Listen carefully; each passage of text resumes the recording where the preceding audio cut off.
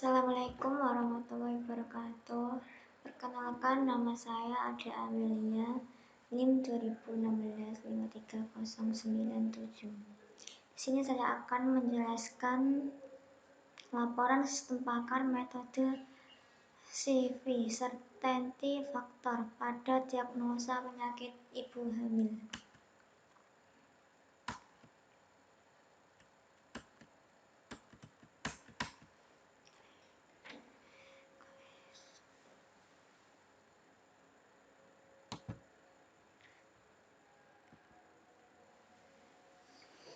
Latar belakang: kurangnya pengetahuan mengenai gejala yang dirasakan saat masa kehamilan merupakan permasalahan yang saat ini terjadi. Hal tersebut membuat ibu hamil tidak menghiraukan gejala-gejala tertentu yang sebenarnya mengindikasi terhadap penyakit yang berbahaya. Selain itu, resiko kematian ibu juga semakin tinggi akibat adanya faktor keterlambatan yang menjadi penyebab tidak langsung kematian ibu. Keterlambatan yang dimaksud adalah terlambat mengambil keputusan untuk dirujuk, termasuk rendahnya pengetahuan ibu hamil tentang tanda bahaya saat hamil. Sistem pakar.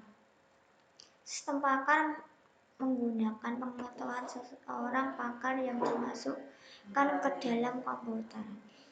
Seorang yang bukan pakar atau ahli menggunakan sistem pakar untuk meningkatkan kemampuan pemecahan masalah, sedangkan seorang pakar menggunakan sistem pakar untuk knowledge assistant. Ada dua bagian penting dalam sistem pakar, yaitu lingkungan pengembangan dan lingkungan konsultasi. Lingkungan pengembangan digunakan oleh pembuatan sistem pakar untuk membangun komponen-komponennya dan memperkenalkan pengetahuan ke dalam knowledge base, basis pengetahuan. Lingkungan konsultasi digunakan oleh pengguna untuk berkonsultasi sehingga pengguna mendapat pengetahuan dari sistem pakar seperti berkonsultasi dengan seorang pakar. Pada gambar 1 ditunjukkan komponen pada sistem pakar. Kelebihan dan kekurangan certainty factor. Kelebihan metode certainty factor adalah: 1. Metode ini cocok dipakai dalam sistem pakar untuk mengukur sesuatu apakah pasti atau tidak pasti dalam mendiagnosis penyakit sebagai salah satu contohnya. 2. Perhitungan dengan menggunakan metode ini dalam sekali hitung hanya dapat mengolah 2 data saja sehingga keakuratan data dapat terjaga. Kekurangan metode certainty factor adalah: 1. Ide umum dari pemodelan ketidakpastian manusia dengan menggunakan nomor metode certainty factor biasanya diperdebatkan. Sebagian orang akan membantah pendapat bahwa formula untuk metode certainty factor di atas memiliki sedikit kebenaran. 2. Metode ini hanya dapat mengolah ketidakpastian atau kepastian hanya 2 data saja. Perlu dilakukan beberapa kali pengolahan data untuk data yang lebih dari 2 buah. Certainty factor adalah suatu metode untuk membuktikan apakah suatu fakta itu pasti ataukah tidak pasti yang berbentuk metrik yang biasanya digunakan dalam sistem pakar. Metode ini sangat cocok untuk sistem pakar yang mendiagnosis sesuatu yang belum pasti. Kemudian diformulakan dalam rumusan dasar sebagai berikut. CV dalam kurung H, E dalam kurung sama dengan MB dalam kurung H, E kurangi MD H,E . Ini keterangannya bisa dibaca sendiri. Kombinasi CV 1. Certainty factor untuk kaidah dengan premis atau gejala tunggal (single premise rule). Itu ada rumusnya. Yang kedua, apabila terdapat kaidah dengan kesimpulan yang serupa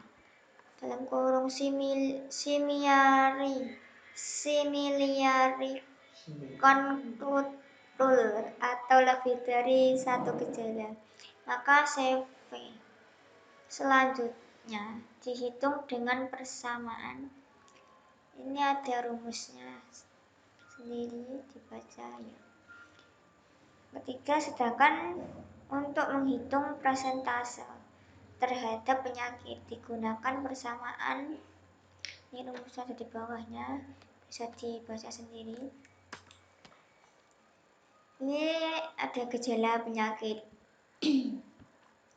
Yang pertama, pendarahan ringan. Yang kedua, hamil (plus). Ketiga, nyeri pada bahu. Keempat, perdarahan yang biasanya disertai kram pada perut. 5. Keluarnya cairan atau jaringan, gumpalan darah. 6. Hilangnya tanda-tanda kehamilan seperti mual. 7.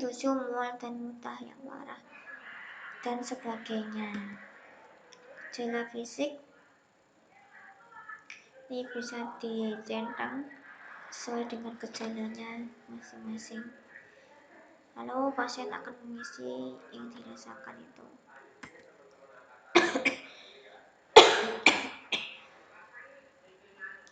Hasil diagnosis ini ada penyakitnya, ini tingkat kepercayaan. Kesimpulan berdasarkan gejalanya, ibu diprediksi mengidap penyakit abortus dengan tingkat kepercayaan 60%. Jika mengalami gejala-gejala tersebut, segera ke rumah sakit untuk pemeriksaan lebih lanjut.